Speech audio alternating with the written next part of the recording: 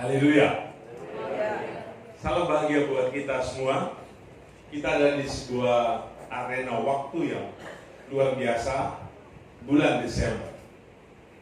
Semua terasa agak berbeda karena kita dilingkupi, dinaungi oleh kasih Tuhan.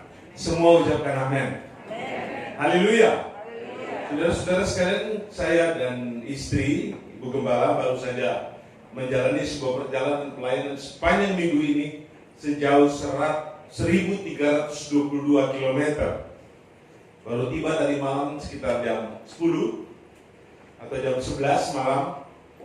Perjalanan panjang, menyita waktu dan menguras tenaga.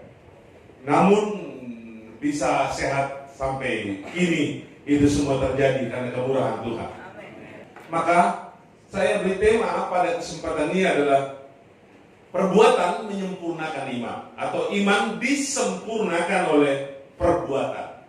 Kita akan ikuti bersama-sama. Nomor 1, iman tanpa perbuatan tidak selamat. Iman adalah tenaga, power, kekuatan yang luar biasa yang Tuhan taruh pada setiap orang yang percaya. Dengan menerima firman, timbul iman. Dan iman itu membuat kekuatan supernatural di dalam diri, pikiran, dan hati setiap orang Kristen. Setiap orang Kristen yang mempunyai iman, padanya ada tenaga yang besar. Ada kekuatan yang luar biasa untuk menjangkau hal-hal yang tak terjangkau.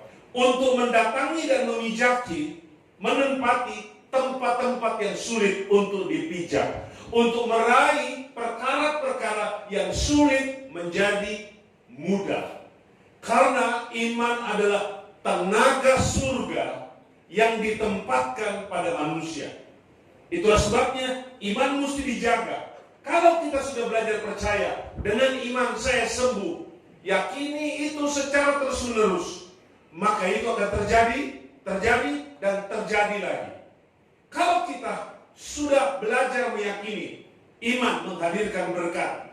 Kita terus percaya, kita terus beriman dan melatih diri, dan kita akan lihat iman akan menghasilkan berkat yang luar biasa.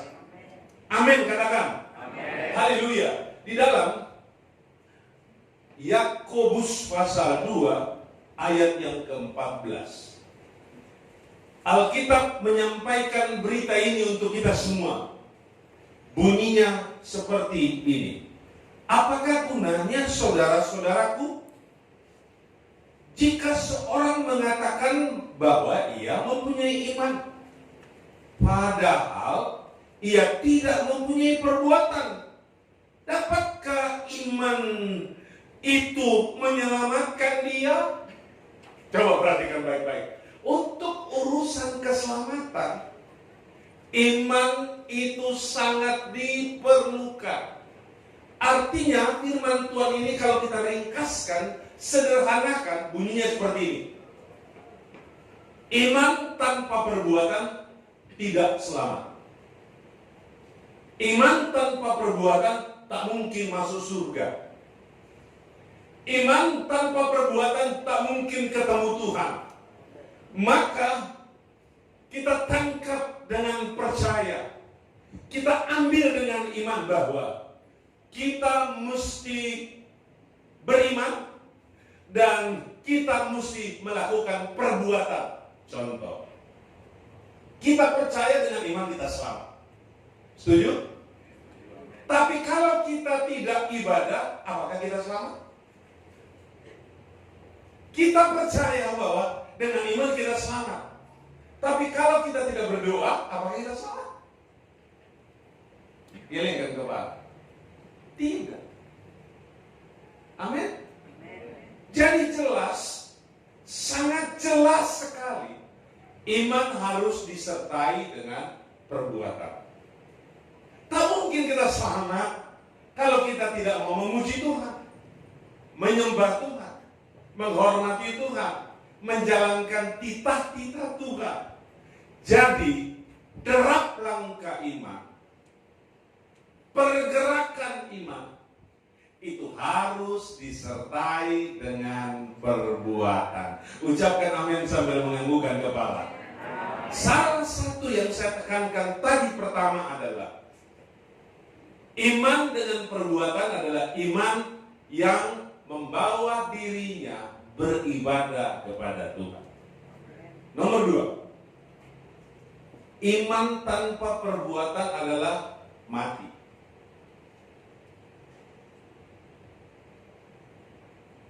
Walaupun orang itu kelihatan hidup, ada gayanya, ada caranya, tetapi kalau cara dan perbuatannya itu tidak seiras, tidak cocok dan tidak selaras dengan firman Tuhan, maka itu mati.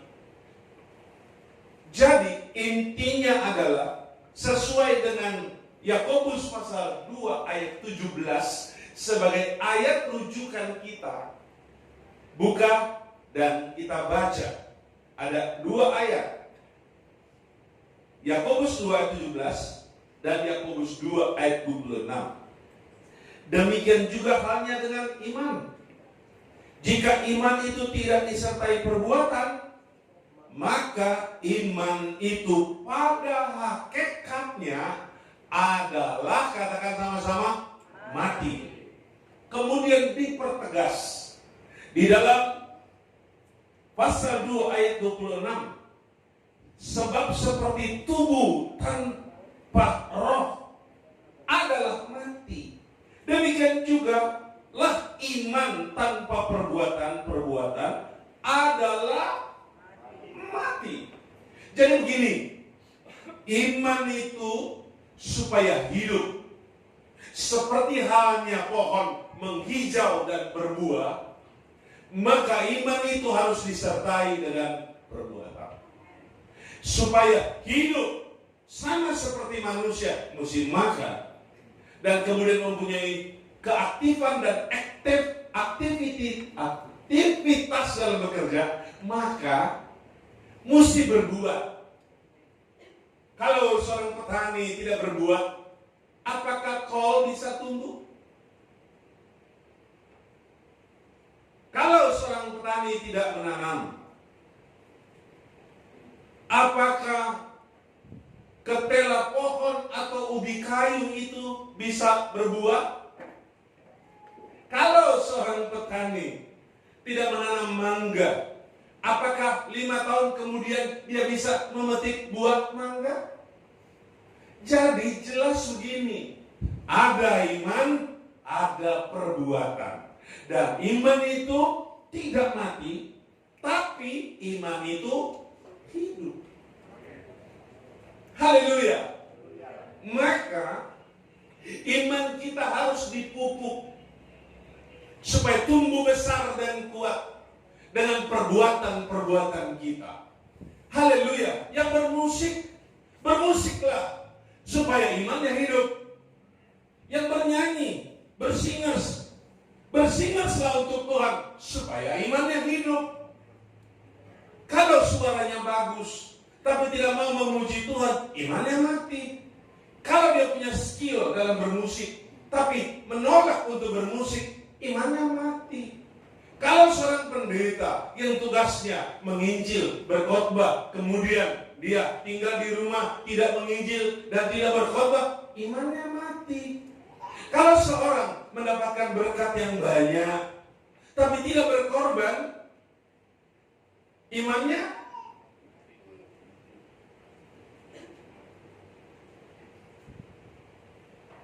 mati. Haleluya. Kalau seorang pejabat gereja, pelayan Tuhan, sudah dilantik tetapi tidak melayani, tidak berbuat, tidak bekerja, sama dengan imannya mati. Maka supaya iman itu menjadi hidup, penuhilah hidup kita dengan aktivitas yang rohani. Haleluya. Nomor 3, iman itu harus disertai dengan perbuatan nyata. perbuatan nyata. Jangan sampai ada perbuatan tapi pura-pura. Ada juga yang seperti bekerja dan berbuat tapi munafik. Jangan seperti itu. Itu berbahaya bagi kehidupan rohani kita. Alkitab tulis dalam, semua saya ambil dalam tulisan James atau Yakobus. Dalam Yakobus 2 ayat 18. Buka, periksa ayat tersebut supaya mantap. Dan bila kita sudah ketemu, ayo kita baca bareng-bareng. Tetapi mungkin ada orang berkata, padamu ada iman dan padaku ada perbuatan. Aku akan menjawab, tunjukkan kepadaku imanmu itu tanpa perbuatan, dan aku akan menunjukkan kepadamu imanku dari perbuatan-perbuatanku. Ucapkan amin dengan nada yang tinggi dan keras. 2, 3, amin. Ada orang punya iman tapi tidak berbuat. Ada orang punya perbuatan tapi tidak punya iman. Itu salah, tidak pas, tidak cocok.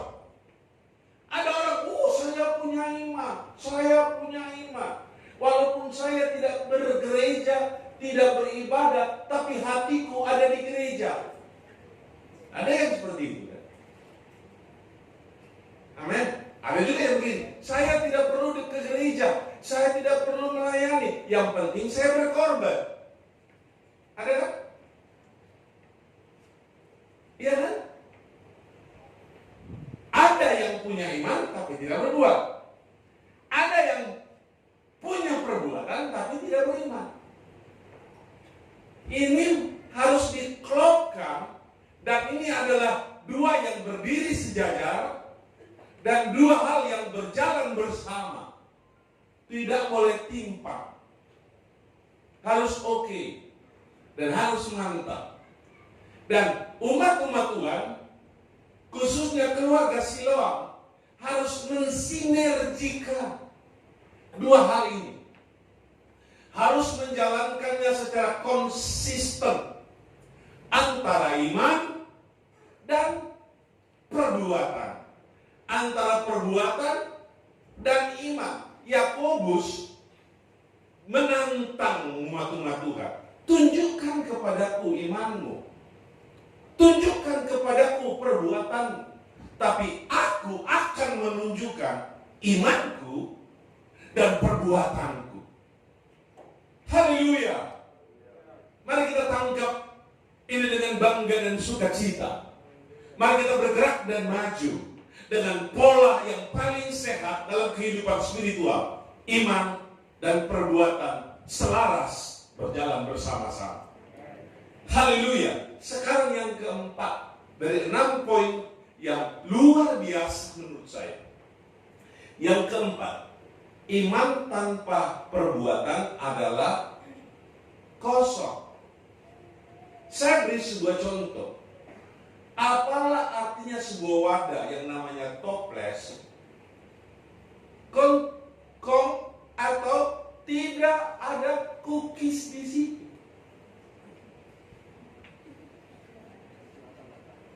Saya punya 100 toples. Tetapi di situ sedangkan cuma kue rupa pasir kecilnya tidak ada. Makan itu toples. Haleluya. Artinya ada toples, ada cookies. Setuju? Setuju? Katakan amin dan sambil menganggukkan kepala. Amin. Ada orang bilang iman, tapi kosong. Ini bahasa Ibrani berkata besai.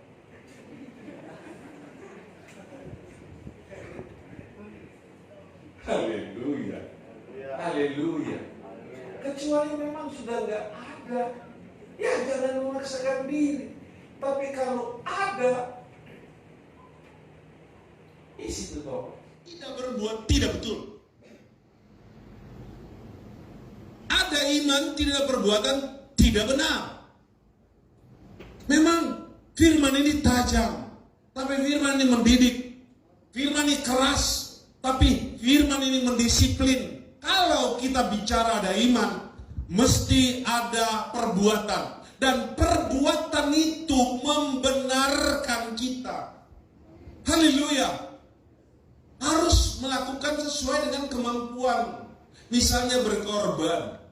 Jangan melebihi kemampuan kita. Kecuali kita punya iman yang besar untuk melakukan hal itu. Haleluya. Kemarin dalam minggu ini Bapak Ibu sekalian, saya sebagai ketua MDM mentabiskan 3 gereja. Setiap kali saya mentabiskan gereja, di satu minggu di 3 gereja, saya berpikir tentang DPD Siloam. Saya tabis di sini, tabis di sana. Tabis di sini, tabis di sana. Tapi Tuhan belum. Iman dan perbuatan. Sekarang yang terakhir.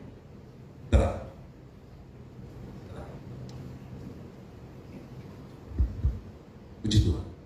Iman disempurnakan dengan perbuatan. Iman disempurnakan oleh perbuatan. Di dalam Yakobus 2 ayat 22. Kamu lihat bahwa iman bekerja sama dengan perbuatan-perbuatan. Dan oleh perbuatan-perbuatan itu sama-sama iman menjadi sempurna. Dahsyat sekali. Ternyata Bapak Ibu sekalian, iman itu harus ada perbuatan-perbuatan. Bukan cuma iman dan perbuatan, tapi iman dan perbuatan-perbuatan. Jadi perbuatan-perbuatan ini banyak hal.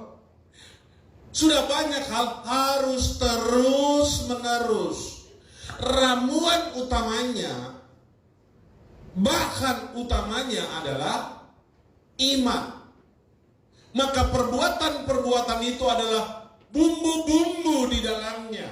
Resep yang harus ditambahkan. Ada yang mesti setia beribadah, setia berkorban, setia melayani, dan lain-lain sebagainya. Perbuatan-perbuatan itulah yang menyempurnakan iman. Saudara mau menyempurnakan imanmu? Amin. Haleluya. Sudah lengkap, tidak dilupakan di pelajaran ini? Enggak toh? Kita mesti ulang.